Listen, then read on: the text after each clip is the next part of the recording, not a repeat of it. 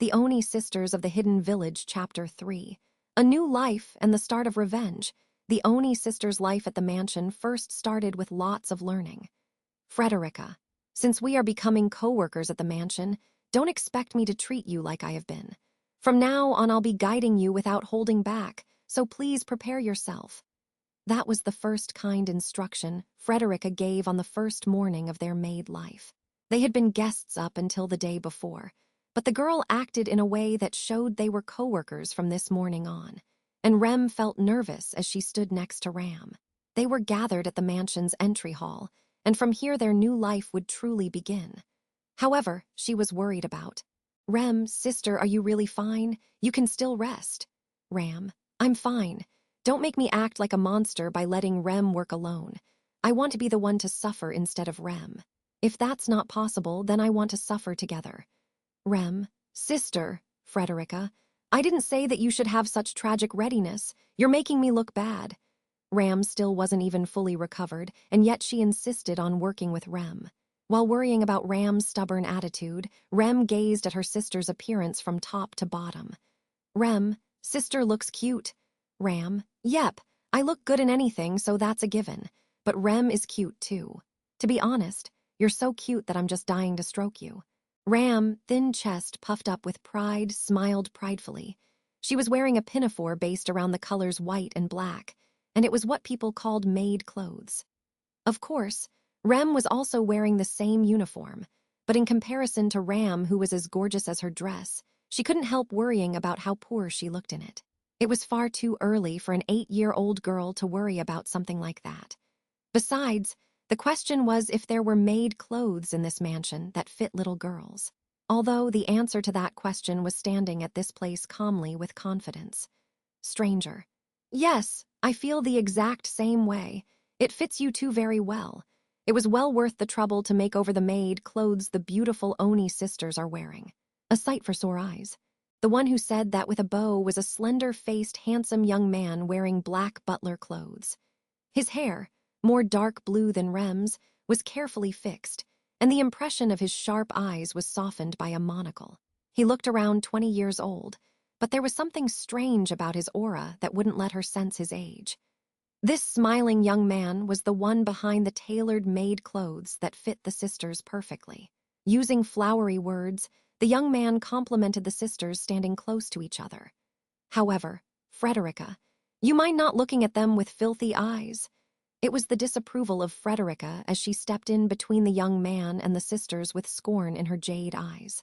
And then the young man also sharpened his look at Frederica, who interfered. Stranger, stop being so sure that it's the outrageous, Frederica. I was just genuinely loving those with a pure soul. The reason why you feel like that is filthy is simply because your eyes and heart are filthy as someone who is reading too much into it. You should reflect upon yourself. Reflect. Frederica, now don't you have a way with words? How do you rephrase having a messed up lust for little girls like that? Simply calling it a mystery won't cut it. Stranger. One-sided views and close-minded, truly foolish. Besides, it's wrong to think of it as having lust for young girls. I love pure souls. Therefore, boys are also included. Indiscriminate. Frederica, I'm not concerned with how it's inconsistent. I am saying that you ought to know better. Frederica, face red as she yelled at the young man that threw his chest out confidently, held onto her head in her hands. Frederica, good grief, why is this our head butler? I support most of Master's judgments, but this one is definitely wrong. Stranger, the Master trusts my work, so I'm responsible for everything. That's all. Natural. Frederica, your sound arguments seriously irritate me, Clind. The young man kept a cool face in response to Frederica, who shouted regretfully. Rem, using that pause in the conversation, pinches the edges of her skirt as she said, Rem. Mr. Clind, thank you. It fits perfectly. Frederica, so perfectly that it's suspicious, that is. When did you take the measurements of their bodies? Clind, it's a divine protection power. When I look at a person's body, I can see through all of it. Magical eyes.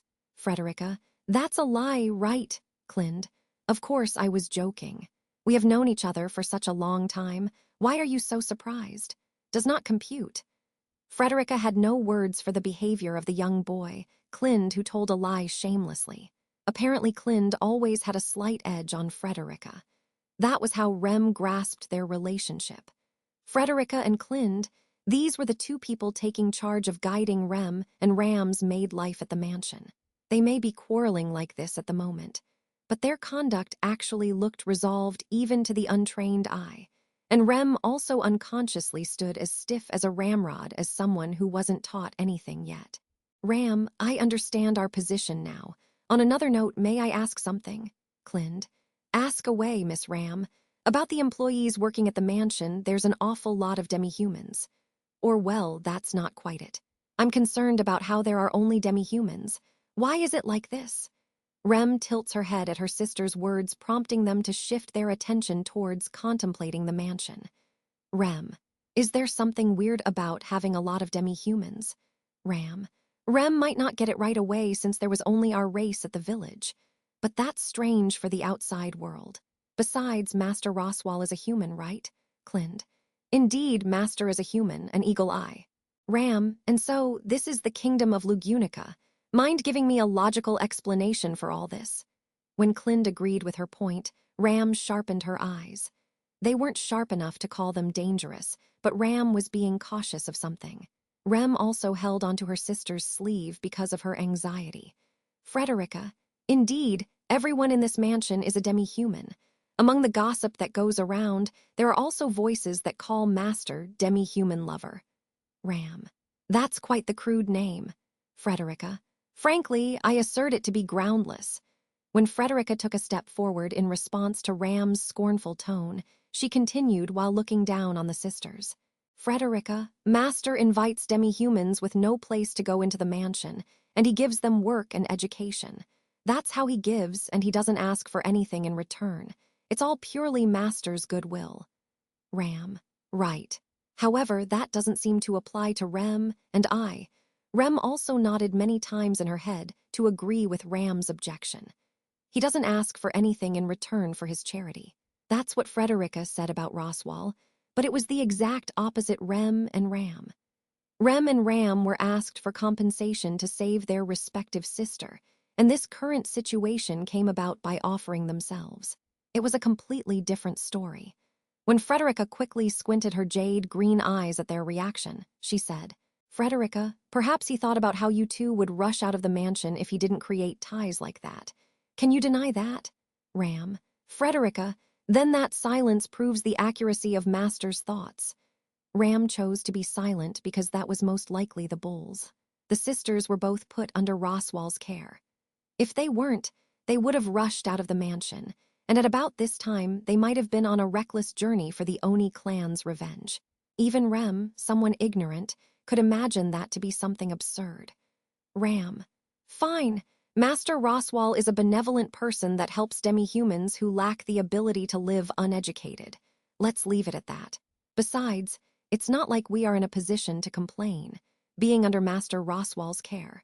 Frederica, you have a sharp way of speaking, don't you? I understand how Master feels, too. If he doesn't make ties with reasons, you'll leave. That's what makes him anxious. Ram, with a discouraged look, snorts at Frederica's speaking. Ram, whatever the case is, we have a goal. Whether we stay in the mansion or not won't change that fact. We have strong determination to accomplish it. And well, until we accomplish it, I swear to ban steamed potatoes. Rem, oh, sister, no way. Are you serious? Frederica, there's a very huge gap between Rem's reaction and how I feel. Rem was extremely disturbed by Ram's oath, but Frederica didn't feel that shock. Frederica, anyway, I'm going to start guiding you, but I must first explain an important rule. Rem, a rule. Frederica, arms folded, says those words, and it makes Rem's ears twitch. A rule. Perhaps that was something like the laws at the Oni village. She didn't have a very good impression of laws. According to an Oni clan law, twins were cursed children, and if that was true, then the sisters Rem and Ram would have been killed. She couldn't remember how many hundreds of times she was told. It didn't end like that thanks to Ram. It was painful whenever she was told that, but it was engraved so deeply in her mind that she'd never forget it. That's why Rem got ready for Frederica to tell her something harsh. But, Frederica. In this mansion, the leading servants are to be referred to as elder brother and elder sister, me included. As for myself, it would be elder sister Frederica. Frederica. As I said, sister. You would call me elder sister Frederica. Why are you giving me that look? Frederica opens her eyes wide at Rem, who was baffled as she couldn't understand what she was told. To her side, Ram had a completely unamused look, and Frederica compared the sisters' faces as she says this in panic. Frederica. Might you wait a second? I am not the one who suggested this. It's a tradition of this mansion, and it's also a rule for those who become servants of the Mathers family. Rem. But Miss Frederica doesn't even call Mr. Clind elder brother. Based off of their appearances, Clind was definitely Frederica's senior. Frederica was unable to respond to Rem's genuine question as she went og. Frederica. Why, you see, that's because. Clind, she may be like this now, but there was a time when even Frederica was pure and innocent. Back then she was charming in that she'd look up to me as elder brother Clind, but time is cruel, heartless. Frederica. Don't just talk about that so calmly. Anyways. Frederica shouts at Clind, who shook his head regretfully, and she cleared her throat.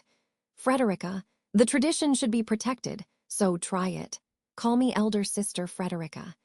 Rem, but, Frederica, it's just a tradition, come on now. Moreover, I'll be moving a lot closer to you, which is for the future, too. Rem looks at Ram, who was next to her, in response to Frederica's firm insistence as she brought her face close at once. Ram had no words for Rem's look, but the corners of her eyes and her cheeks were slightly stiff. It was because she was feeling angry or irritated, those type of emotions. To put it frankly, Ram was in a bad mood now. As for the reason why she was, Rem's sister, Rem has only one sister, and that's me. Don't be so selfish. Frederica, that's a surprisingly cute reason for your sulkiness. Ram, you're ridiculous. I stand by my reasoning. Can there be anything more important in this world? Ram, slender arms folded, stuck her chest out and confidently declared that. She still looked pitiful with a bandage wrapped under her headdress, but that attitude certainly was the almighty Rem knew. Thus, Rem also nodded in accordance with Ram's intentions. Rem, there is only one sister for me and that sister, so, Frederica. HMPH, even Miss Rem, too. But it's a tradition, you know. Rem. I'm sorry. Rem, bowing as she apologized, made Frederica's shoulders tremble slightly. Clind said apologize once he gently tapped her shoulder as he shook his head. Clind. When they're this insistent, it's time to give it up. Besides, even though they're going to be maids at the mansion, they're still young. Little girls. Frederica. They're young, that's your reasoning. Clind, yes, that's it. What about it? Argument. Frederica, I am sick and tired of your reasoning. Frederica shakes off Clind's hand, who had a curious look, and she let out a deep sigh. Then she smoothed down her blonde hair, and she looked down regretfully. Frederica, understood. Shelving the tradition for now, let's move on to the next topic. I was hoping that they'd call me elder sister too. Ram. Sounds like Frederica is just as sinful as Clind. Frederica, I may have given up on being called elder sister, but at least say my name with a miss. Frederica, who was disappointed, raised her voice at Ram, and then she started to move at once. Clind also walks next to her, and Ram follow from behind as well. And then, when Rem suddenly had a realization and looked back at Ram, she said, Sister Rem, I just wanted to try saying it. Rem, becoming embarrassed, looks away, and she walked faster as even her ears turned red. Seeing Rem walk ahead hastily like that, Ram's mouth loosened slightly. Ram, haha, then she snorted her nose in a pleased way. To Roswal, Rem, good work. Are you used to the mansion, Nuwu? Rem, Master Roswal. Rem gets called out to while she was cleaning the mansion's parlor, and she turns around in surprise. Rem, bucket of water in her hands, staggers slightly, but Roswal. Oh, careful, careful. Roswal, coming a step closer to her, holds up her shoulder, and she just barely avoided falling. When Rem let out a sigh of relief, she immediately panicked and bowed her head. Rem, thank you very much. My sincere apologies for this. Roswal, what? It's no big deal. Oh, another thing, I should have said this earlier, but you've got the style of speech down as well. Rem. Miss Frederica treats me with tender care, so? Rem, responding while sounding embarrassed, speaks of the results from Frederica's guidance. Rem and Ram have already been working at the Mathers mansion as maids for 1 month. During that time, Frederica and Clind helped them as their leaders. They both were very kind to the young sisters, and although they quarreled with each other, they showed loving care. Apparently, in the mansion training plan, work wasn't the only thing they had to learn. Speech was a given, then there was reading and writing of the alphabet, numerical calculations, as well as common knowledge. There were too many things to count. Roswal. It seems like you're enjoying your time here somewhat. Rem. I have fun learning new things. But, Rem smiled as she chatted with the master, but she suddenly looked down sadly and stopped talking. It had to be because of something about the contents of this conversation. Roswal. Do you feel guilt in your chest? Or is it perhaps pangs of your conscience? Rem. Roswal, the Oni village burned down, and your parents and kind were all killed. And yet, here you are starting a new life. Is that weighing on your conscience? She didn't say anything, and yet Roswal correctly guessed what Rem was feeling inside as if he'd seen it. She felt satisfied. It may not have been perfect, but at the very least, Rem spent her days at the mansion until today without feeling anything that seemed like dissatisfaction. Rem had a surprising aptitude for housework, manual labor, and service. It was something that was improving conspicuously during this 1 month under Frederica and the others' guidance. It was a fact Rem didn't know at the Oni village, and it was something she was never able to feel as someone who always had an I can't do anything inferiority complex at the village. She came here after the village was ruined, and yet she felt more fulfilled than before it fell into ruin. If that was the case, then it was as if she was happy now because of the village being destroyed. Roswal. You see, I believe that the environment is more important than living. Rem. What? Roswal. No matter what talent you're born with, suitable soil, sunlight, and water are needed for that seed to grow. That's what an environment is, and that's what the most important factor is for many things. Roswal tells that to Rem, who hung her head with a soft tone. He had very calm emotion in his eyes. Rem couldn't move, and it was as if she was entranced. Roswal. If the environment changes you for the better, then that would be something you should be happy about. No matter what, do not curse the events. That would be a sin and a whole different matter. Rem. Roswal. Someone said something similar to me before too. In actuality, I do believe it. If the environment is a part of life's journey, then meetings are too. I was blessed with an environment. I was blessed with meetings. I've never regretted that, nor have I ever cursed it. Rem, seeing Roswal declare that frankly, trembles so much that she started to feel a mysterious emotion. It was strength. It was the same thing as Rem's longing to be strong like her sister. Rem, I see that even Master Roswal has someone in his life like that. Roswal, whoops, that was a slip of the Tuwang. It's embarrassing, so keep it a secret from the others, all right? Rem, with a slight smile, nodded at Roswal, who put his finger on his lips.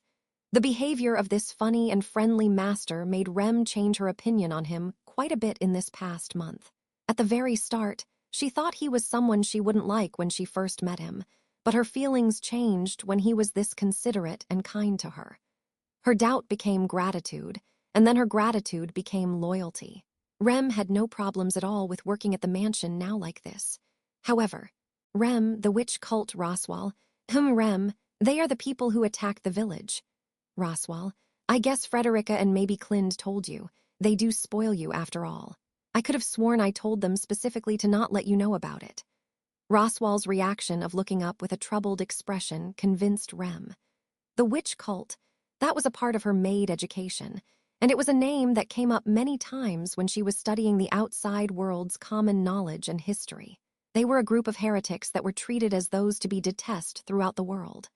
Their numbers, their principles behind activites, everything was veiled in mystery, but the one thing that was certain was the worshipping of their witch of envy, the worst existence that engulfed half of the world with shadow, known as the disaster of all disasters.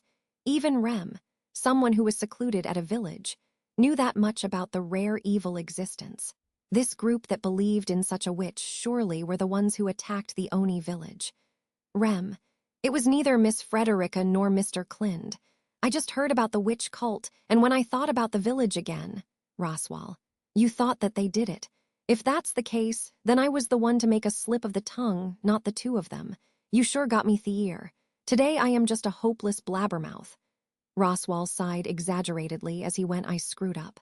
He turns around his body there, and with his closed eye he faced Rem as she stared at him. Roswell, about my answer just now, I meant that I think it was probably them. For circumstantial evidence, them being the witch cult indicates it, but it does nothing more than that and nothing less than that. Rem, is it because the witch cult doesn't leave behind anything? Roswell, whether they are the assailants or the victims, that's how it is. They won't leave anything behind at the devastated scene. Sue, it's the same deal with your guy's village. When the witch cult decides on their target, the place, people, and soil are extirpated. Even if the witch cult is repelled, the driven-off witch believers wouldn't leave behind anything, and they'd hold their tongues. Therefore, even though witch cult was detested everywhere, for hundreds of years they acted as they pleased. Rem, witch cult! Once again, Rem grits her teeth at the truth Roswell told her. Her small chest burned with endless regret, the flame of anger, and above all, a strong sense of duty. It wasn't just because her Oni blood wanted retribution. It was also for her oath with Ram. Getting revenge on them was something Ram decided, and it was even a wish. That's why, no matter what, Roswell, that's why, Rem. If possible, I don't want you guys to live only for revenge. Rem, huh! However, Roswell suddenly poured cold water on Rem, who had her spirit burning. When Rem opened her eyes wide in response to the master's statement, with sorrow clouding his eyes, Roswell said, Roswell, it is true that you should detest someone who burned your brethren unreasonably. But you see, you and Ram are still young, and you have a future ahead of you. There's no need to insist on getting revenge, doing something that would be like wearing away your body and soul. That's what I believe. He denies her revenge in an unexpected way, and Rem wasn't sure how to answer.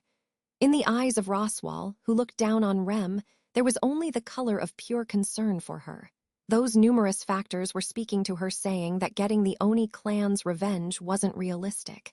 Even Rem understood that. But even then, this was something Ram wanted. Just that was more than enough to Rem. Master Roswell, thank you for your concern. I will think about it. Roswell, I see, for now that'll be fine.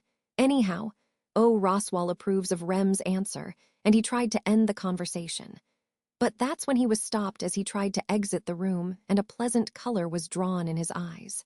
The reason being Ram, don't carelessly get so close to my cute sister. Master, Roswell, an honorific that sounds forced, truly pleasa Aunt Ram. Roswell shrugs his shoulders at Ram, who was standing at the entrance to the room as she glared at him in a displeased way. When that behavior made Ram even more irritated, Roswell let out a forced sigh. Roswell, I am being this affectionate, and yet you are always so cold. We even spend every evening and every night together alone intimately too. Ram, I'm just reluctantly accepting treatment for the sake of maintaining my body. So disgusting. Ram, with a frown that really made her look offended, entered the room hurriedly, and she stood in front of Rem. Ram, who interfered the master and her little sister, touched Rem's face gently at that spot. Ram, are you okay? He didn't do anything weird to you, did he? Roswell, you don't trust me, do Yaowu? We've known each other for a month now, so I think it's about time we built a relationship of truest. Ram, a relationship of trust. In this 1 month, my suspicions have only been increasing during my time with Master Roswell. Roswell, what a strict evaluation. But I wonder, is the reason why I think that your sister and I have built a good relationship because I'm conceited? Roswell smiles strangely at Ram's cold response, and he waves his hand at Rem. Seeing him do that, Ram looks at Rem in the eye and she said, Ram, is this true, Rem? Rem, he's lying. Sister is right. Roswell, betrayed within an instant, my heart has been shattered. Rem had no reason to worry about if she should choose to be on Ram's side or Roswell's side. Seeing that Roswell was sighing with his hands raised, Ram smiled triumphantly. However, Rem touched her sister's hand, and starting with sister, she said, Rem, so are you finished cleaning upstairs? Ram, not yet. Ram answered Rem's question with a little hesitation while looking away. When Rem nodded at the answer she expected, she grasped her sister's hand that touched her as she said, Rem. Well then, since I'm finished with the place I'm responsible for, let's go finish the rest of sister's work. Ram, thanks as always, Rem. Ram, it's no big deal. It's for sister after all. Rem shook her head calmly in response to Ram's slightly apologetic sounding words. In this past month, Rem's surprising aptitude for housework became clear, but at the same time, various truths also became clear for Ram. As for what they were, Roswal, still, it is surprising. Frederica was awful at first too, but I didn't expect you to have such outstanding talent to be even worse. Ram, I produce outstanding results in everything. That's my karma. Rem, he isn't lying, no lies. Roswal sounded like he was teasing her, but Rem and Ram couldn't refute it. In this past month, there was one big problem that became clear to Ram upon living at the mansion. It was the harmful effect of losing her horn, which was the chronic mana deficiency that threatened her body. Currently, Ram's condition was kept stable because of Roswal's treatment every evening. However, originally this was supposed to only take care of the role that a horn should fulfill.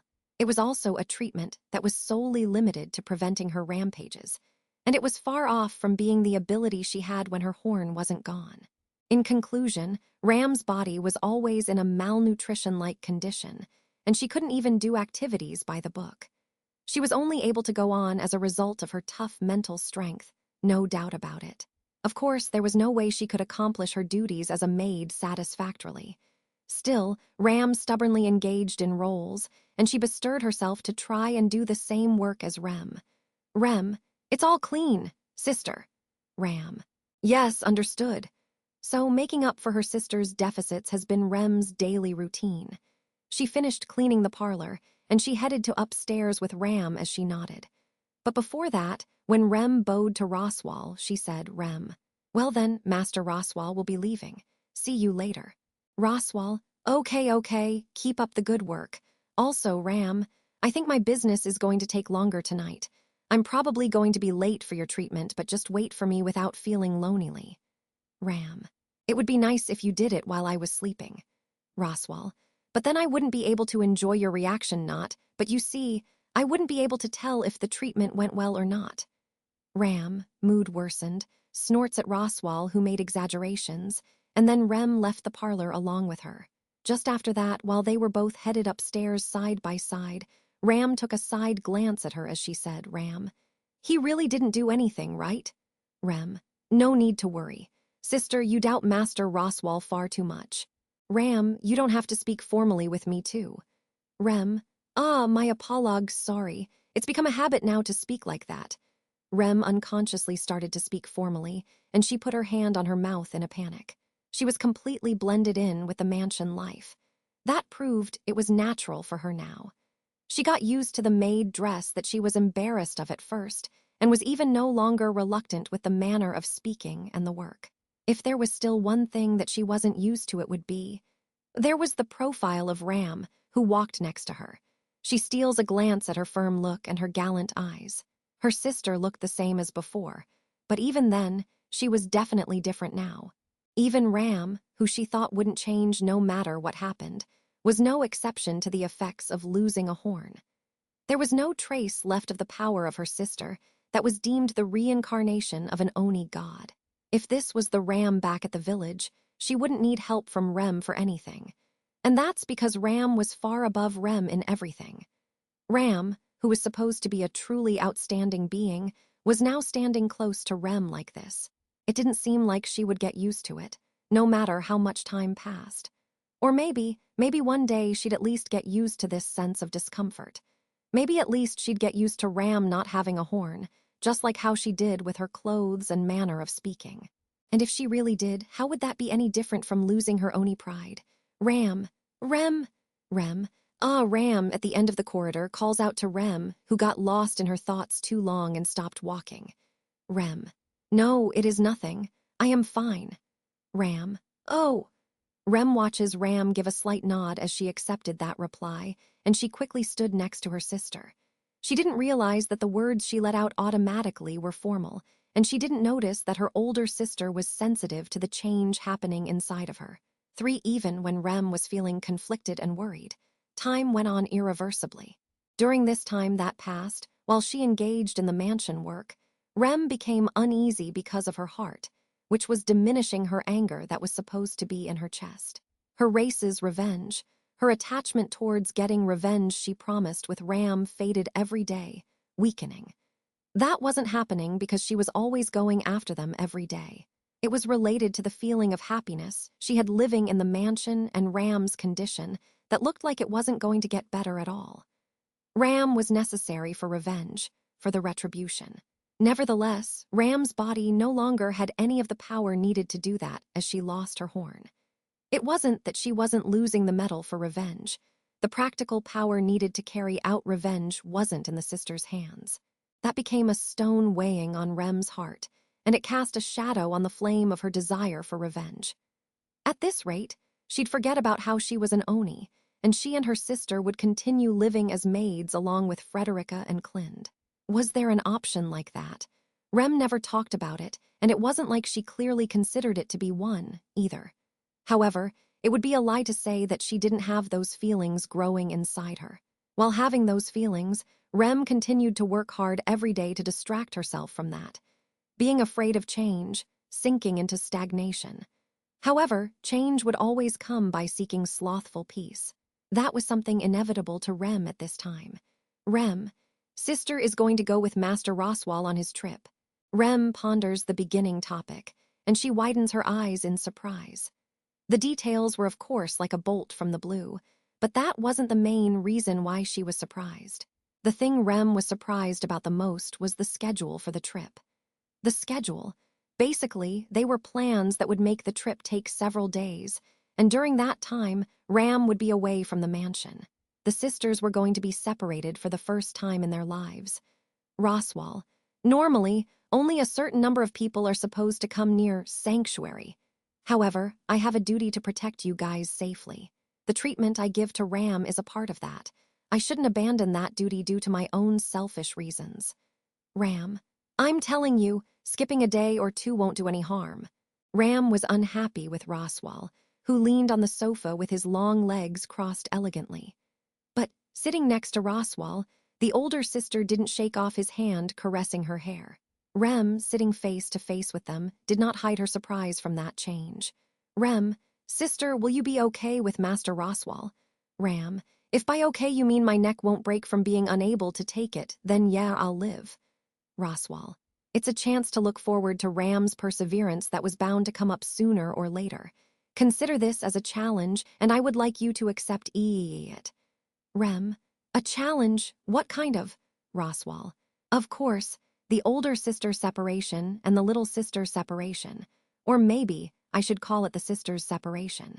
Roswal's words make Rem and Ram's cheeks stiffen. Roswal smiles at that sister-like reaction, and he put his chin on his stacked hands.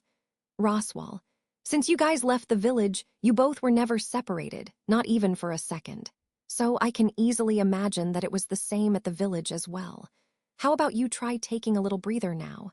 Ram, if we do that, does it even mean anything to Rem and I? Roswal, it does. You have to believe that everything has meaning. I just wanted to try it, wanted to see it, wanted to know how it'd be. That's why I'm doing this. Ram, if that's the case, then it's obvious that we should end the conversation here. Rem, let's go. Roswal, you have a short temper. Yes, you sure are a sassy girl. He stops Ram from getting up and pulled her arm as he sat her on the sofa. Then, once Roswal cleared his throat, he made a genuine, serious look. Roswal, I really am worried. One day you guys will have to choose your future. Whether you stay here or leave is up to you. Rem, but you said that sister and I belong to Master Roswal. Roswal, I meant that to solely be something like an expedient. I can't force you. If you guys really want to leave, then the door out the mansion is always there. And I won't maliciously insist on ownership to try and bring you guys back as you leave on your own. The statement makes Rem widen her eyes, and even Ram had her eyes slightly widened too. Seeing that reaction, Roswal continued with a serious look. Roswal, even if it comes to that, you are free to do what you want. Boot, no matter what future you choose, there's no way you'll live without being separated forever. And then when that time comes, if you guys drown in suffering, well, if a time comes where I could lend a hand, I'll personally save Yaowu. Ram, stop beating around the bush. What exactly are you trying to say? Roswal, to put it frankly, I'm worried about you guys, so I want to help as much as possible while I can. Do you understand? Roswal winks at Ram, who pouted, and Rem, whose eyes widened in surprise. That clown gesture and the kindness of his blue eyes make Rem dumbfounded. However, she understood that this ridiculous-looking master really was caring for Rem and Ram. Thus, Rem, sister. Ram, don't make that look, Rem. I guess I understand what he's trying to say. Upon being called out to, Rem looks down, but she still let out a reluctant-sounding sigh. Just from that gesture, Rem understood she and her sister came to the same conclusion. Being separated would make them lonely, even if it was just a few days. But Roswal was saying the truth. Holding hands forever as sisters and living life, without being separated for an instant, was impossible. Even if they wanted it, unfairness would attack them occasionally with a perfect surprise attack. Just like how the witch cult absurdly destroyed the Oni village. Roswal, what? You're only going to be separated for 3 days at most, you knew. It's not like it's going to be a final farewell. Spend this time without your sister's vision as well as possible. Ram, it's as if you're saying that I'm a burden to Rem. I don't like it. Rem, I'm going to be lonely and anxious without sister. Please come back soon. Ram, see, look how cute Rem is. I shouldn't go after all. Roswal, it's already been decided, so you can't do that obviously. He ends the interaction with a smile, and Ram were going to be split up for the first time. And then, after 3 days, the promised day where Ram and Roswal would leave the mansion together came. The 2 gigantic-headed earth dragons pull the dragon carriage, and the 2 of them leave for their destination on it. But before that, Ram and Rem spent some time reluctantly saying their goodbyes, and they just wouldn't stop embracing each other. Listen, Rem, don't cry at night even though I won't be there. Rem, okay, I won't, sister, you be careful too. Roswal, you make it sound like you're going off to war. This isn't a final farewell, is it? They spent so much time that Roswal ended up teasing them. Once the sisters finally separated from each other, Frederica stepped up to Ram as if deciding to do so on purpose when that happened.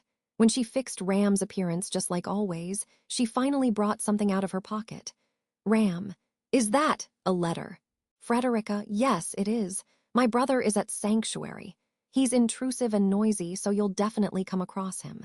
Can you give it to him? Ram, if he's intrusive and noisy, I might end up shutting him up by force. If you're okay with that, then I'll take it. Frederica, that's fine. It'll teach him a good lesson. There were bitterness and regret on Frederica's profile as she handed over the letter, perhaps because there were some sort of complicated circumstances. Ram appeared to have noticed it, but she accepted her letter without mentioning it. And then, she stepped onto the dragon carriage that Roswal boarded first as she said, Rem, I'll write a letter when we get there. Frederica, don't you know that you'll be back before she gets the letter? Frederica sees them off saying that, and the dragon carriage they were on departed. Rem watches the dragon carriage fade away on the other side of the cloud of dust caused by the earth dragons, and she puts her hand on her chest. There wasn't as much uneasiness in her chest as she thought, although she did have a feeling that she might have collapsed right there after her tears overflowed because of her separation from Ram. Rem, thank goodness that didn't happen. Frederica, it would be worrying if that happened when it's only going to be 3 days. Garfield and I have. Then Frederica unconsciously stopped herself from talking as if she blurted something out, and she looked down awkwardly. Based off that reaction, Rem guessed this person she spoke of, Garfield, was the brother she was talking about earlier. Rem, Miss Frederica, have you always been separated from your little brother? Frederica, the situation is complicated. I haven't seen him for quite a long time. Frederica made a slightly distant look in response to Rem's question. Frederica, if an opportunity ever comes up, Rem might end up going to Sanctuary with Master too. If that happens, please get along well with Garfield. He's about the same age as you guys. Just for a moment, Rem was charmed by Frederica, who was smiling slightly, perhaps because she had remembered her brother. Her profile as she put her hand on her mouth with her fangs hidden certainly was just like a painting. Clind. Frederica, we have no time to smile. We'll be thoroughly taking care of the mansion's duties while Master is away from the mansion. It'd be nice if I got help from even a cat right now. Yes, this has to be your time to shine as a cat half-beast. I really will be looking forward to it. Anticipation. Frederica, so annoying, I'll be right there. Although it also felt like Clind's usual jokes being shattered instantly. For despite the start, the time without Ram at the Mathers mansion had begun. Not having her sister by her side certainly did cause loneliness and anxiety, but it didn't bring about the hopeless sadness that she expected. It wasn't because she had succeeded in the sister separation, but rather due to Frederica's care. There were many times when she threw her into one job after another, so often that she didn't have the time to think about Ram's absence. In the end, Rem cried slightly about Ram's absence only at night. The night where she finished her work, returned to her room, and spent the night on her bed without someone to cry to. And then it happened the next day on the afternoon of the second day. Frederica, well then, Rem, I'll be accompanying those kids, so please take care of the mansion while I'm gone. Rem, yes, Miss Frederica, have a safe trip. In front of the mansion, Rem sees off Frederica, who had her back against the dragon carriage, and she gave a deep bow. Inside of the dragon carriage up front, there's several little girls dressed like Rem and Frederica. The girls weren't similar to the two of them just with their clothes, but their circumstances as well. In other words, they were demi-humans. Just like Rem and the others, they were found by Roswal with no place to go, and they were trained to work as maids at the mansion. Their training ended, and these girls, who were deemed to have adequate skills as maids, were now being sent out to service at another mansion. Rem. In response to the women nodding at her from the passenger window, Rem also bowed her head politely and quickly. Even though they were at the same mansion, Rem wasn't involved with them very much as someone still in training. Nevertheless, Rem hoped the best for her co-workers traveling to a new workplace. At first, when Frederica talked to her about Roswal, she said that he had a benevolent and tolerant personality, but that really was the truth. He educated demi-humans, gave them work, and sent them off to different places. This wasn't the first time Rem saw off traveling co-workers like this as someone who has been at the mansion for 2 months. She felt thankful that so many demi-humans were saved by Roswal. Frederica, though Clind is unlucky, and I am worried about leaving you alone at the mansion. Putting Rem showing admiration aside, that was Frederica worrying, who was acting as the girl's attendant. It was the first time Clind was going to be out while she was away from the mansion, and if things went as planned, Rem was going to be left alone at the mansion for half the day. Frederica, having no one at the mansion is out of the question, but still, for you to be the one left alone. Rem, it'll be fine, Miss Frederica. I've gotten somewhat used to the mansion. I'll be able to take care of it while you're out. Rem nods back at Frederica, who worried about her, and she tried sticking out her chest, something she would rarely do. There were already many times when Rem had to wait for her sister's return alone, while she was mixed with the adults' meetings at the village, which Ram called duties. A situation like this was nothing to her. Rem. Besides, Mr. Clind also left some work for me to do. Frederica. There's no doubt that arranging the mansion's basement warehouse will be a lot of work for one person. I'm really sorry, Rem. When I get back, I promise I'll help out right away. Frederica, continuing to show care, says that and worried about Rem until the end, but she finally departed from the mansion, though she still had a conflicted look on her face. And so, once Rem saw off Frederica and the others, she was now the only one left at the mansion. Rem, but I have no time to just stand around absent-minded. Once Rem said that to herself, she quickly returned to the mansion and headed towards the wing with the basement warehouse. The old-looking key in her pocket was something Clind gave her, who was out to do some errands. It seemed that Clind was planning on doing a makeover of the mansion, cleaning it during these 3 days without Roswal. The big job of rearranging the basement warehouse that started yesterday was also part of that. Rem, It's here, right? The west wing, east wing, and then the third wing in the middle made up the Mathers mansion, and the basement warehouse Clind left her to take care of was at the middle wing. It was there at the deepest part of the first floor. People rarely came to the deepest part of the cold, stone passageway, and this was also the first time Rem came here. That's how it was, so she wasn't sure if she'd be able to tell if the warehouse would need to be rearranged or not. But Rem, Mr. Clind, said that you'd be able to tell once you see it, so. Clind was basically never wrong. Contrary to Frederica's fears, he was always gentlemanly and kind, so he even patiently worked with someone unskilled like Rem. He really did bother her sometimes, but it actually was only when she'd get surprised by him looking at her from afar. With the help of her trust in Clind, Rem reaches for the door to the basement warehouse without hesitation. When she inserted the old key into the keyhole, it unlocked easily, making a rough sound, and the door opened with a creak. But the next moment, Rem shrieked softly at the stink leaking through the door. She closes the door reflexively and fell to her knees on the spot. The stink was that strong. What was that? What? Wow, what in the world? It was a shock way beyond comprehension, and so Rem became confused while she leaned against the door. A stink. Yes, it was something that could only be described as a stink, and a cruel, hideous odor. It differed from a rotting smell and the smell of blood, and it didn't even smell like feces or stimulants. She couldn't compare it to anything. Rem had never came across this smell. Actually, that's not right. Rem. Where have I come across this smell? She smelled it before. She came across this smell somewhere once. She didn't have a clear picture that appeared in her memory, but she definitely did smell it. Sometimes sense of smell would be more accurately connected to memory than images and sounds. This was proof of that. Rem. While not knowing which memory it connected to, Rem slowly opened the door. Once again, she grimaced at the suffocating, enveloping stink, and Rem shakes her head dizzily. Even if she stopped breathing from her nose, she couldn't prevent the truly strong smell from breaking into her nasal cavity. Despite the stink assaulting her sense of smell, Rem stepped forward and entered the basement warehouse. The basement warehouse was shut in darkness, and there wasn't anything she could use. Rem, putting her hand on the cold wall while using it to move forward, goes down the stairs. Dry footsteps sound throughout the darkness, and Rem felt as if she was sinking endlessly.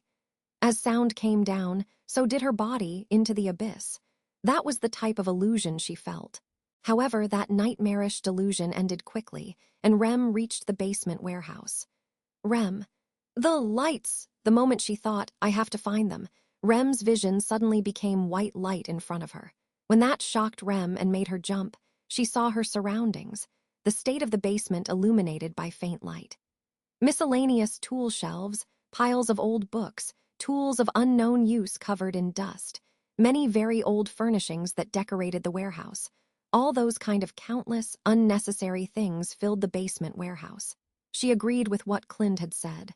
Once you see it, you'll know if it's necessary or not. I get it. I'm positive that anything and everything in here are unneeded things. So he's telling me to take out all of it. The light that shined on the room was a magic light installed on the basement wall. It seemed to be a mechanism in which it would light up automatically whenever someone came to the basement, and once that became clear to her, she wasn't surprised she understood her goal, and her anxiety disappeared. Now she should engage in her work while feeling like this.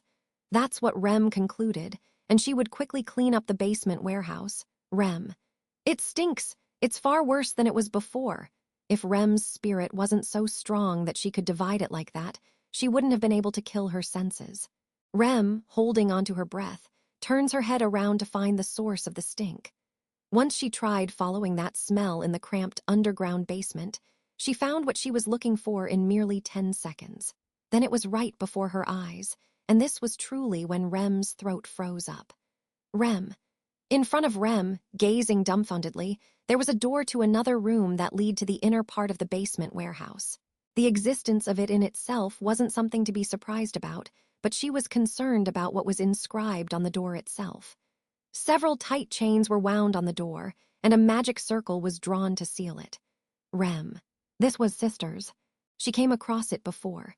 This door had the same exact seal spell that isolated Ram as she went out of control without her horn, applied to ensure outside safety. Rem. No doubt about it, the stink was coming from the other side of this door. Even if it was a strictly sealed door, it couldn't prevent the escape of the intense smell. The moment Rem understood that, the loudest alarm bell sounded in her brain. Rem feels something that was like a direct hit to her skull, and her instincts were telling her to leave this place immediately. Rem's senses that perceived the stink also surrendered in agreement with her instincts' calls. You shouldn't be here. You can't be here. That's what her senses and her instincts clearly answered together. She remembered being irritated by the stink before. Rem forcibly holds down the cover of her closed memories that tried to open itself, and she came to the conclusion that she should leave this place for now. And then, while being careful to not make a sound with her footsteps, she turns around quickly and she sought to leave the basement. Stranger. Chee chee chee chee chee, she heard a noise, a sound that opened the cover of her memories. The next moment, Rem broke the chains by sheer strength, and she kicks down the sealed down as she jumped into the room. Inside the room, on the other side of the broken door, there was someone that opened his eyes wide because of her Oni impulse. He opened his eyes wide, and right after that, he laughed and laughed. Stranger, welcome, little girl. Can you give a nice cry for me? Immediately after, the raging flames completely cover Rem's vision, and she was blown away by the blast. 5 Stranger. Does this mean I'm free now that the magic circle is broken? Rem. Stranger. Oh, it's the great little girl. I guess this is where I should say I want to thank you. Rem. Stranger. Ah, guess you got too close. I guess you want to say, ouch my ears, I can't hear. Someone was, something, someone was saying something. Rem, falling over on the hard floor, did everything she could to restore the blank space created in her head. I have to gather the thoughts blown away by the impact, find a voice I can speak with, and do my absolute best to break the stalemate and understand the situation. That's what she thought, but the dark anger rising in her heart stood in her way. Just previously, a sound Rem heard through the door released something that was shut inside her memory. The fire that died down day by day at the mansion flared up into a flame extreme enough to destroy the world. Rem. Rem, mouth open, glares at the dirty ceiling, and she raised a distorted voice that shook the atmosphere. In response to that low voice, a white horn, the proof of an Oni, showed up on her forehead. Her horn spreads the black smoke clouding the room, and it usurps a very minimal amount of mana from the world, turning it into energy. She touches the ground with her hands, lifts her body up, slowly stands, and she glares at the man standing still in front. It was an extremely skinny, unhealthy-looking man. He had depressing cheeks and eye sockets, and a countenance that was so vapid that it looked ill. He wore nothing over his upper half of his body, and he only had hemp trousers for his lower half, but there were many burns and lacerations on his exposed skin. It looked as if he had been tortured before. Stranger. Wow, so I guess that horn means you're an Oni survivor. If that's the case, then did you come here for your family's revenge? Rem. Stranger. No response. But you do want it, don't you? She wasn't obligated to answer. Rem faces the man with a sadistic smile on his face, and she decides to attack. She steps forward, kicks the miscellaneous waste around her, gets right in front of the man, and while relying on the strength produced by the horn, she punches his guts. Stranger. Okay, boom. That moment, a blast was produced beside her face, and Rem's consciousness and her upper body shook violently. She felt dizzy, and her brain bounces in her cranium because of the blow that came from her blind spot. She staggers, and a complete gap was created. Stranger. That's 6 now. If you can handle this, then this is where I should say impressive, right? Explosions occurred, following the man's voice. 3 shocks were shot into Rem's chest, stomach, and abdomen, one by one going into her small body from behind, and she was blown away. Rem. My abdom. She tumbles doing a somersault, and a lot of blood came out of her throat, coughing violently. The shock jumbles her intestines, and her broken ribs felt pain because of the vibration from her vomiting blood and coughing.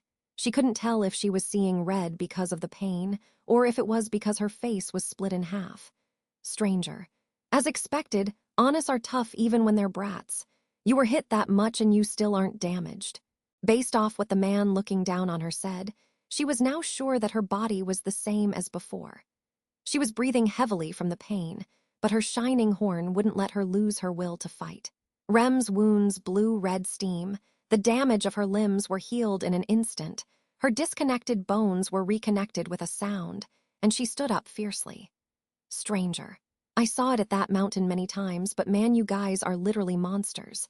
Will this be when I'm forced to torture you? Rem. Go yay. Rem roars, and once she jumped back to make time, she faced the man at front and attacked him as she brandished her oni nails. But there's no way she could rush forward like a madman after it already failed once. Hearing that little girl's battle cry, the man raised his arms covered with scars and went, stranger. Chi chi chi chi chi. He clicks his tongue, and right after that, there was the stink that would brush against her nasal cavity. Rem twisted her body at once, and she avoided coming in contact with the space where the stink gathered. However, she couldn't escape from the produced blast. Even if she escaped from a direct hit, the explosion would create heat, impact, and destruction. Rem gets engulfed in those things immediately, and she was repelled again as she raised cries of pain. She rolls on the floor, and she hits the wall. Stranger. No technique, no plan, no tricks. Are these the effects of somehow making it by, using only the strength of some power? You guys are all just like kids who swing their arms and legs around, so aren't you the same as beasts? Rem. Ooh, ooh, ooh. Stranger. You even cry like beasts, how dull. If you're going to cry, then do it in a cute way. Entertain me by barking. You're a letdown, you know. Rem, crouching, roars in frustration, and she senses the stink again. She hits the floor and jumps back at that spot, but it was too late. Immediately, there was another explosion, and she was blown off, rolling. She bleeds, and the clotted blood that became a splash stains all over the basement. The scattering unneeded things were crumpled up by the impact, turning them into waste, and Rem was going to meet the same fate very soon. She was going to die. She was going to get killed. At a place like this, in an incomprehensible state, to the enemy, stranger, you may do this much, but no one will come. Actually, you have no one. If that's the case, then this is a golden opportunity. This is where I should kill the little Oni with a slash and get the hell out of here, right? When Rem heard the man's statement that didn't hide his intent to murder, she felt herself losing the will to fight back. In proportion to her blood coming out the desire for revenge inside Rem, the Oni blood inside her also poured out. When she finally became empty inside, that would be the end of her life and the oath for retribution. If that happened, Ram would surely start the retribution for Rem. Rem, no, she can't. No, she can't. She can't, no. With Ram's current state, even if she had the same will and intentions she had when her horn wasn't gone, she didn't have the body to make it happen. That's what she understood in this past month in her days at the mansion. She understood it so well it hurt. If revenge was put into Ram's hands only, she would definitely die in vain. And even if she knew it was in vain, there's no way her sister would give up. She couldn't leave revenge up to Ram. Her sister won't die. She couldn't die. Her sister couldn't have revenge. She couldn't accomplish it. Why? The answer to that is simple. It was because of Rem. The village burned, her race died, and Ram's horn broke. If Ram went to fight recklessly with how she was, then it would be Rem's fault. Because Rem let her sister do everything. She couldn't let that happen. There's not a chance she'd let this man kill her precious sister. Stranger. It's about time I put an end to this. Little Oni, don't you know that you're no fun when you don't cry? The man turned his palm towards her, and he was trying to stab Rem with the finishing blow while she faced up on the floor. She focuses her eyes, will, everything she could feel into her Oni horn and gathers them. She works out a countermeasure, changing it into an idea that was determine what this man is doing and ruin it. In this extreme situation, that's what her violent Oni blood and her instincts as the Oni fighter race bursted open and shined on. Stranger, die! When the man said that cruel death sentence, his intentions became bursting heat, and there was an explosion with Rem in the center of it. That burst and scattered the little girl's body, and it was enough to throw out her blood and flesh. However, that was if it were a direct hit. Rem, Hi. Rem kicks the floor and clings to the ceiling, and she looked down on the basement enveloped in the blast. She wasn't seeing with her bloodshot light blue eyes. She threw all of her senses into her sense of smell that has been sounding an alarm this whole time. Stranger, hold on, let's not get carried away just because you dodged it by pure luck, all right? She escapes the certainty of the deadly blow, and the man looks up at Rem, who was above his head, with his eyes that had irritation in them. Signs of an explosion rose when the man concentrated on his consciousness, and Rem immediately got away from there, as if on impulse. The blast was produced shortly after, but this time it couldn't capture Rem's stranger. What? Gagua, Rem, Aya. Her roar blots out his surprise, and her swinging oni nails stabbed the man's shoulder. It was the first time in the basement blood and screaming came out of someone other than Rem, and she jumped as she escaped from the blast that came right after. The man holds onto the wound on his shoulder, breaking into a cold sweat, and he followed Rem frantically with his eyes stranger. Have you really? Rem didn't respond to the man's trembling as he forced himself to speak. She simply answered by dodging the countless produced blasts in the cramped basement. Rem, she cracked the code to the man's explosive magic. The answer was shown to her on the door from the beginning. He was a man who was sealed by chains and a magic circle. That situation was the same as Ram's, who went out of control without her horn. In other words, they were measures to prevent the mana manipulated by the man from damaging the surroundings. They were the same measures taken for Ram, who caused a chaotic mana storm. And if that was the case, then the principle behind the man's powers had to be the same too, stranger. Damn it. The man, causing chain explosions in the space, gets desperate to blow off Rem's limbs. However, Rem scents out the stink by using her sense of smell, and they didn't reach her as she predicted the explosion spots. The man's invisible explosions. That trick was plain and simple. The man sets up explosive techniques in a space beforehand, and he was detonating them in accordance with his target's approach. Therefore, the technique wouldn't detonate at unset spaces, and he was limited to using extremely minor firepower so that he wouldn't blast himself away. The most fatal thing to the man was the fact that he wasn't the only one who could detonate. Rem, go stranger. How could someone, the one thing I've mastered? The man jumped back and dodged Rem, who kicked the wall and came at him as fast as a bullet. Without a pause, the man tried to detonate the technique, while Rem was as close as she could be, but Rem threw something even faster than that. Stranger. In front of the man's eyes, a red, glowing crystal was thrown. It was one of the magic stones inserted in the magic lights that lit up the basement, and it was something that Rem had been carrying after she removed it from the wall and took in the mid-battle. The magic stone gives a slight amount of mana, and a spark was produced right near the man's face. The next instant, the technique arranged their reacts with the fire, and it explodes with the man's face getting caught in it. Stranger.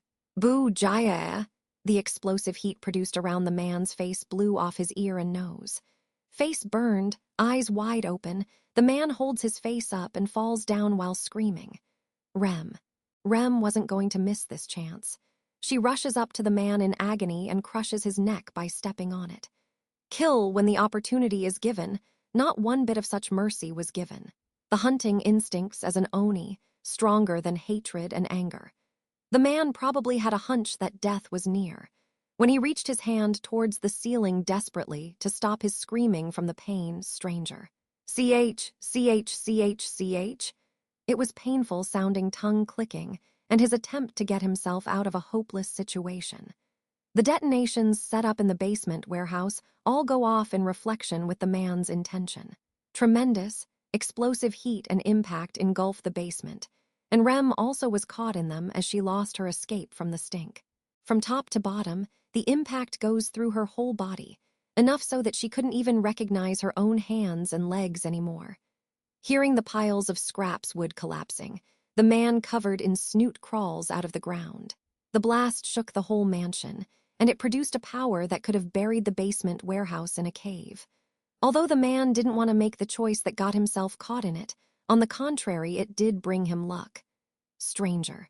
Ha, the man pushes the metal shelf off of his body, and he looks around the disastrous scene as he laughed convulsively. It was a blessing in disguise. No, to the man, this was good luck for sure. The first explosion of the chain explosions that blew up the whole basement turned over this shelf, and it acted as a shield that protected the man's body from the blasts. Thanks to that, the man miraculously cheated death. Stranger. That kid, whatever, first I have to get out of here. The man thinks of the girl who brought him both good luck and bad luck, releasing him unexpectedly and fighting back unexpectedly. However, he quickly stopped caring about it, and he hurriedly headed towards the way out of the basement. He lost his right ear, nose, and some of his front teeth because of the explosion, but it didn't cost him his life. After he found even just a random cloth to stop his bleeding, he had to escape before getting seen by the people in the mansion. Stranger, and then I guess I'll hurry and meet up with them. The man, who was thinking of what his plan would be after escaping, suddenly feels strange as he tilted his head. The basement warehouse no longer had its original form because of the explosion. But even now, he still heard weird sounds in the spaces here and there, where the crumbling continued. It was metal clustering, or maybe the metals meshing with each other, a scraping sound, like they were locking Stranger. Wah! Without being able to finish saying, what even in this short moment, something glancing passes by the man's body. That made an aberrant, destructive noise, and it fiercely broke down the wall right next to the man. Stranger. WH. He was speechless, having no idea what sort of destruction that was, and he watched it. It came out of the wall and cracked the floor, making a heavy noise in front of the man, gazing in wonderment. It was a piece of steel. It had a round shape. It had countless thorns on the sphere. It had chains tied to it. The chains were connected by a handle, and a girl was holding onto it. Inside the collapsed basement warehouse, there was a girl that had an iron sphere with chains on it. Stranger. It's you. The man turns around, discovering the girl ahead of the chains, and he threw his arm up at once as he tried to set off the detonations in the area. However, the arm he tried to raise wouldn't lift itself.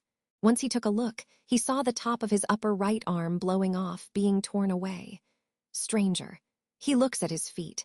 There were the remains of the man's arm, the ruins of his torn-off arm that was cut up by an iron sphere. Stranger. Yeah. The moment he understood the reality he was seeing, the man screams from the swelling pain. It hurt even more than when his face was burst open, and a scream that literally sounded like he was coughing up blood echoed throughout the basement warehouse. Stranger. Still, the scream that was painful to listen to didn't stop the girl from walking forward. While the chains made a sound with each step, the girl pulled in the cruel chains and brandished them. She throws and misses. It gouges his left shoulder. She throws and misses, just his hip bone broke. She throws and misses, just his face's skin was ripped off. She throws and misses, just his shin was blown off from his left foot. She throws and misses. Right next to the senseless face, the ground collapses. Stranger. The man, pain and fear taking over his brain, couldn't get his explosion techniques to work at all. In order to set up the techniques, he needed to calculate accurately and calmly use his magic. With the man's current state, he couldn't possibly hope to do any of that. As for the mana scattered aimlessly, that was just the result of the Oni horns sucking it in. The man lost his right arm and his left foot. His bones were broken, but he was still alive. The footsteps nearby reached the man, and an Oni that looked like a little girl reflected in his eyes, clouded with pain. She had blue hair covered in blood, made clothes with burn holes all over, a pure white horn protruding from her forehead, and her light blue eyes were shining, wet with desire and madness. Rem, you're the one who did that to me and sister's village, stranger. Wah, wait, come on, wait, I was just Gujia. The man quickly tries to give an explanation in a low voice, and a scream came from his open mouth. The heel swinging downward breaks the man's left shoulder by stepping on it, and now both of his hands were useless. He looked down on it, he made fun of it. The Onis, the strongest demi-human horn, the bone of the Honest, the flesh of the Honest. Rem, sister said there were 4 people, so if you're one of them, stranger. Haye, yes, that's right. If you kill me, you wouldn't know the names of the other 3, right? So you can't kill me, you can't kill me.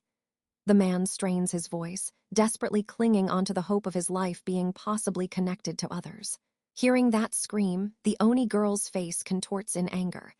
The man instantly regretted rubbing the young girl the wrong way. However, immediately after that, she held her hand, opposite to the one holding the handle, over the man's wound. Rem. Water mana, healing wave, stranger. Right. A blue, soft wave forms in the girl's hand. That gently wraps the man's wound, and the pain was slightly relieved as it covered the painful-looking wound. The water mana healing power was a healing technique she was poor at and wasn't skilled enough to do, but it was good enough just to relieve the pain. The certainty that she wanted to communicate with him more than anything made the man recover his temper. Stranger. Now we can. Rem. Now we can talk. The girl, as ready to talk as to act, whispers to the man, repeating him as he used his craftiness to try and do a surprise attack as he enveloped her in fumes. Then, in front of the man with a dubious look, the girl raises the iron sphere over his arm. She strikes downward, and the hit crushes his arm along with his broken left shoulder, blowing it away. Stranger. Go, That instant, the man screams belatedly in pain without knowing what just happened.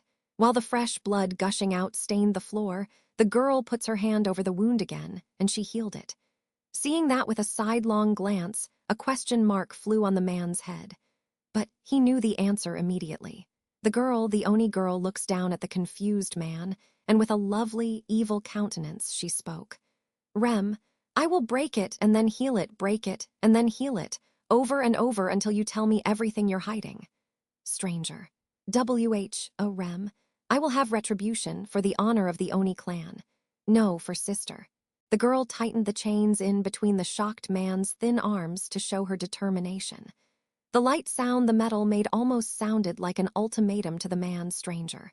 Wait, please, why it? The man's sorrowful, high-pitched begging resounded throughout the basement in vain.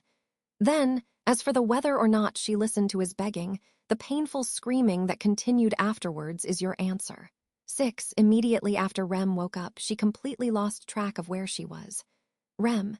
She was in a room without lights. She couldn't move her hands and legs freely. Her whole body was wrapped in a smooth feeling, and there was warm, soft weight on her chest.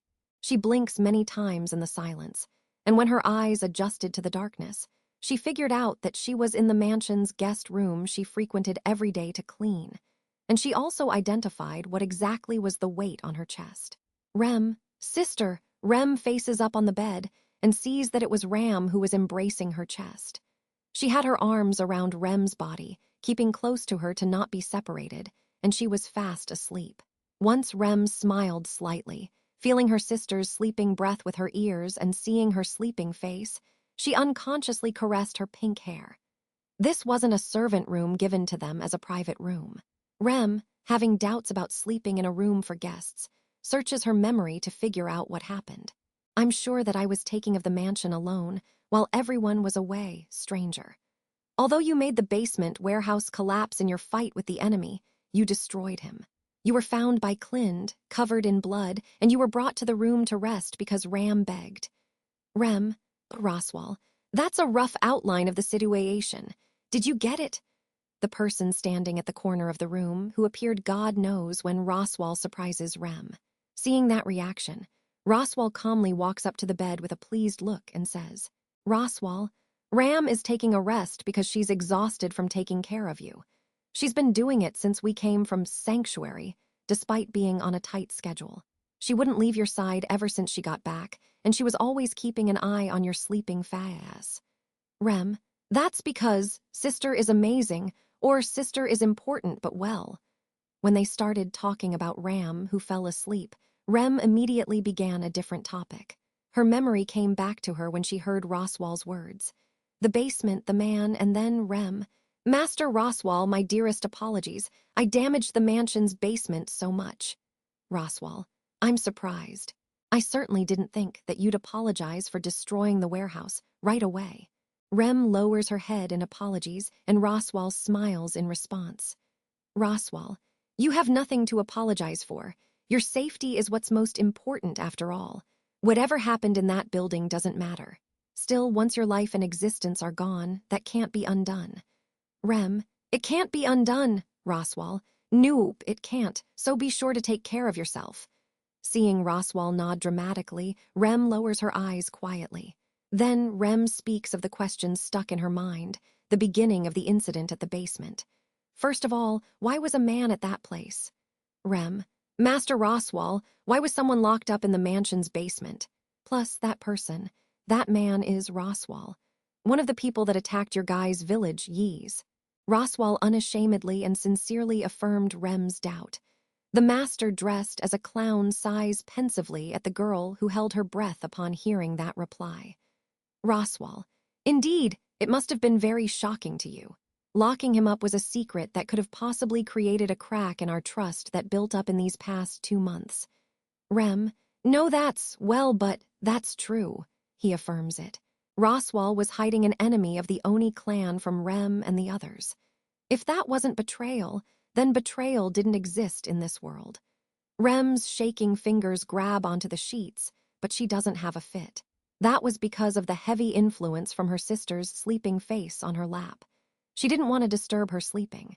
Seeing Rem suppressing her intense emotions like that, Roswal continues with a sad look on his face. Roswal, I captured that man the same day I brought you guys home to the mansion, so the day the village burned. I captured the man as he failed to escape, and I tied him to the basement. Of course, I didn't treat him the same way I did with you guys. I didn't show any kindness besides giving him the minimum amount of food to eat. Plus, it was obvious that he wasn't worth it. Rem, if so, then why, Roswal? Because I wanted to see what you guys would choose, that's why. That answer bewilders Rem. What would we choose? What was that about? What choices? Roswal, do you remember, Rem? I said it to you and Ram. Whether you guys stay at this mansion or leave it is up to you. Rem, I do remember. You said that the promise is only an expedient and… Roswal, correct, an expedient, and I also said this. Forget about revenge and live, maybe you should consider that. Rem. That moment, the memory where Roswal told Rem her choices came to her mind. She told her. She definitely told her. Roswal sure did tell Rem that there was a way to forget about revenge and live. Rem told him that she'd think about it with Ram and give an answer, but she didn't have the chance to talk about it with her sister. That was because, since the beginning, she disagreed with Ram's opinion, and she thought that it'd be impossible to call off revenge. Roswal, allow me to put this clearly. I knew the man was one of your guys' enemies, and if you really did wish for the Oni clan's revenge, I was going to hand him over. Rem, Roswal.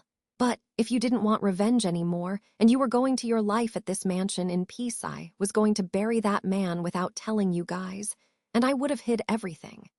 It was Roswal's arrangement, and a part of his consideration that wasn't shown to the sisters. How would the sisters tackle revenge, the retribution for the Oni clan? Should they really commit to it earnestly, do it so show them the possibility of a clue? Should they throw away their desire for revenge, do it to eliminate the possibility of stopping them from moving on? Roswal, but you came in contact with that man in a way I didn't want to happen, and you suffered serious injuries. I really feel like I should apologize for that. Plus, Ram did criticize me a lot for it. Rem. That man, Roswal, died. In the end, he didn't even look the same, and it was a cruel death. Although, since it was a man who deserved it, I don't have any sympathy for him at all. Roswal put it as died, but Rem felt like he should have put it in an entirely different way. He didn't just die, Rem killed him. She crushed his limbs, healed his wounds, repeated it over and over, tortured him, while making him regret the crime he committed. And then, Roswal, you have carried out the Oni clan retribution, though you had no choice in that situation. So now, Rem's no, not yet. She killed one, but not all of them. There were still 3 left. Rem, only one has been killed so far. There are 3 left that ought to be punished. Roswal, well, what are you going to do? Find those 3 and carry out retribution. Are you saying you've realized how right it was to have revenge after killing the first one? Is that it? Hearing Rem's unclear words, Roswal questions her determination that still sounded like doubt. What was left in Rem's heart after smashing that man with an iron sphere? It was the first time she took away someone's life. It was revenge for her family, for her parents. Rem certainly took one step forward to obtain the vengeance that she swore on. But what did she feel? Was it the aversion to killing, or was it the sense of achievement from accomplishing revenge? Inside Rem's heart there was Rem. There's not really anything. Roswal. Rem, I don't feel anything in particular from killing that man. Is that odd? Rem, with emotionless eyes, tilts her head at Roswal, who said nothing. The shock of killing a person shocked her so much that her heart couldn't accept reality. That's probably what Rem looked like right now. However, Rem knew that wasn't true. There was nothing that shook Rem's heart from the man's death. If she had to say there was something she felt from the way the man died, it would be Rem. I will grant sister's wish. Roswal. You will grant Ram's wish. Rem. Yes, I will. The Oni clan's retribution, the 4 targets, to kill them was Ram's wish and her pride. However, without her horn, Ram didn't have the power to get revenge on them. But still, Ram was more right than anything and anyone, so her wish had to be fulfilled. So what could she do? How could she grant Ram's wish? That was simple. Ram, I will just become the replacement for Ram's lost horn. To prove how right Ram was, to wipe away Ram's shame, the one who was the hope of the Oni clan, Rem would be her hands and legs, her sister's horn. She would fill Ram's shoes. Rem, Master Roswal, will you teach me the basics of magic? Roswal, you want me to teach you magic? Rem, yes. I heard from Miss Frederica and Mr. Klin that Master Roswal is the kingdom's best magic user. They said you use all magic, and that you're an extraordinary magic user. Roswal, they aren't wrong. In the kingdom, well, even if you consider the whole world, there's no one out there as knowledgeable on magic as I am. But why?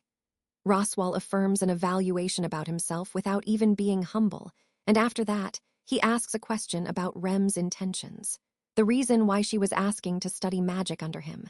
Hearing that question, Rem closes her eyes once, and then she opens her light blue eyes slowly as she said, Rem, for sister. To become sister's horn. Roswal. You will become Ram's horn. Rem, yes. Sister swore on retribution and it's the Oni clan's dearest wish. But sister can't accomplish that without her horn. So I will fill sister's shoes. Roswal. So that you sisters can carry out the Oni clan's retribution. Rem, no. So that sister can be herself. Ram was right, more right than anything. She was going to prove it. She would become the horn to do that. Rem says her decision, and her mouth begins to open, creating a lovely smile. It was one that had more happiness than any of the many smiles she had in her days at the mansion. When Roswal closed his eyes upon seeing that smile, he opened his lips with lipstick and said, Roswal, okay, sure thing. If retribution is what you and Ram want, then I shall respect that wish. I shall support that wish. Revenge shall be attained by all means possible. Rem. You won't go against it? Rem wouldn't let go even if he was against it, but she was still surprised with his answer. It was because out of the 2 choices Roswal presented, Rem thought that he wanted them to choose to abandon revenge. However, Roswal closed one of his eyes in front of Rem, who felt surprised. He looks at Rem with his yellow eye. Roswal, whether you choose to forget about it or not, I will respect your decision. But I know which one is the difficult choice. And well, the reason why I want to help you guys who chose the difficult road is because I'm no stranger to not wanting to forget as well. Rem. Master Roswal, there's something you don't want to forget too, huh? Roswal. Not even for a moment. No matter much time passes. Roswal says that reply, making a distant look for a second, and it pierced her heart. The grief and envy heard in his voice were emotions Rem knew well. This was the first time when Rem and Roswal formed something that was close to genuine trust. Roswal. Rem, did you get that man to tell you the names of the people whom you ought to get revenge on? Rem, Sade, Sergi, Faust, the man who died is Fog. Roswal. Those are the names of those that must be punished. Got it. I will definitely help with you with your wish. She tells him the names she got out of the man who screamed in the basement when his torture ended. Roswal said that he'd help, so he should use all means possible and find the men. And then they'd find those 3 people, and they would atone just like the man she killed. Roswal. Fill Ram's shoes, be Ram's hands and legs, be Ram's horn. Roswal. So you're saying that you want to be Ram's substitute. Rem. Hearing Roswal's words, Rem, a shiver ran down her spine. Her cheeks lose heat, and her heart flutters. Ram's substitute. That was really, truly, so easy to understand for Rem. Rem, yes, I am. I want to be sister's substitute. The Oni girl being shined on by the moonlight coming from the window gives that answer, entranced. Seven Roswal puts the Oni sisters to sleep on the same bed, and he leaves the bedroom. Waving his cloak, he tramps through the empty corridor, and he headed to the office on the mansion's top floor. He returns to his own private room, and he faces the desk as he closes the door with the hand he had behind him. Then, Roswal, for you to enter the room without the master being there, don't you think that's a quite rude? Clind, my apologies. I had an important trifle, and so I figured it'd be okay to use master's absence as a reason to come again. Explanation. Roswal, for you to call it a trifle even though you said it was important, what does that even mean? Well, I mustn't get mad. Because, Roswal, cutting off his words there, snaps his fingers. In response to that sound, the magic lights in the room turn on all at once, and the room that had been in dim light starts to light up. The office design was extremely simple to concentrate on business. There was a desk for duties, a sofa and table for receptions, and then nothing but several bookshelves and some art to decorate it. And then, inside the room, there was a tall butler standing calmly with his back against the window that let in moonlight. The butler entered the room without the master's permission, but Roswal didn't blame him. Roswal, she couldn't just turn down the loyal subject who I made into the villain. Clind. Yes, it is extremely regrettable. This is why, if Ram and Rem, if those young sisters hated me, I wouldn't be able to put the loss into words. The readiness I would need for the influence that would heavily affect my daily work as a butler. Major loss. Roswal, it's just like you to put that into words without hesitation. Still, I swear to be as careful as possible so that doesn't happen. Though, I'm not sure how much you can trust me on that. Hearing Roswal say that in a masochistic manner, the butler, Clind, neither supports him nor corrects him. Seeing that behavior makes Roswal more and more pleased, and his smile deepens. Roswal, so, what is your so important trifle? Clind, it's about the thing that happened, of course. The result that happened because I gave the key to the basement warehouse to Rem and ordered her to rearrange it, just like Master told me to. That disastrous scene. Explanation. Roswal, disastrous scene, it sure was that terrible. Rem was hurt heavily and the basement had her blood all over, though it was the man that turned into meat who was being scattered. Clind, I don't have any thoughts on that man's death because of the circumstances, but what I want to hear from Master is an explanation for why you made Rem do that. Rights and wrongs. Roswal, explanation and explanation, huh? Let's see. Roswal, without changing his expression, ponders the question asked by the butler who kept his tone the same. He then waits for a moment, and when he raised his finger and faced Clind, he said, Roswal, well, let's leave that as a secret like always. Clind, understood, comprehension. Clind bows in response to the playful answer without any opposition. Roswal gives a wry smile unconsciously. Roswal, though this is just the usual, I feel uneasy rather than good because of your compliance. Are you really okay with not asking anything? Clind, I'm sure Master has his own well-thought-out plans. It is reasonable for you to not reveal your true motive to someone like me, but I do have something on my mind. Worry. Roswal, you do. Clind, Master doesn't reveal his thoughts, his goals, not even what's inside his heart to anyone. I do think that's because of Master's excellent abilities, and it's a result of the strength of his heart, but sometimes I feel pity for you. Presumptuous. Roswal, continue. Roswal closes one eye in interest, and he sat on the sofa. Once he crossed his long legs and urged him to continue, Clind, who closed his eyes, speaks on with his back straight. Clind, glass is hard but fragile. Sometimes your heart that tries to be strong and solid seems more like glass, not steel. Hardship. Roswal, so you're saying that my heart is like glass, is that it? Clind, if there are times it is steel, then there are times when it is glass. A person's heart truly is a mysterious thing. However, if you're alone when you're glass, you'll have no way to defend against a stone thrown at you. defenseless. Roswell. Clind, if, say, you have someone to come close to when your heart is a glass, then that's a different story. It depends on if you're interested in having such a thing and that you wish for it. Report. Clind adds a bow with his last word because he said something too forward. A perfect, deep bow, head kept down, perhaps not intending to bring it back up without Roswell's permission. While seeing that with a sidelong glance, Roswell puts his slender finger on his chin, and he let out a soft sigh. Roswell, so basically you used this incident as an excuse to scold me and that I should go get married. Clind.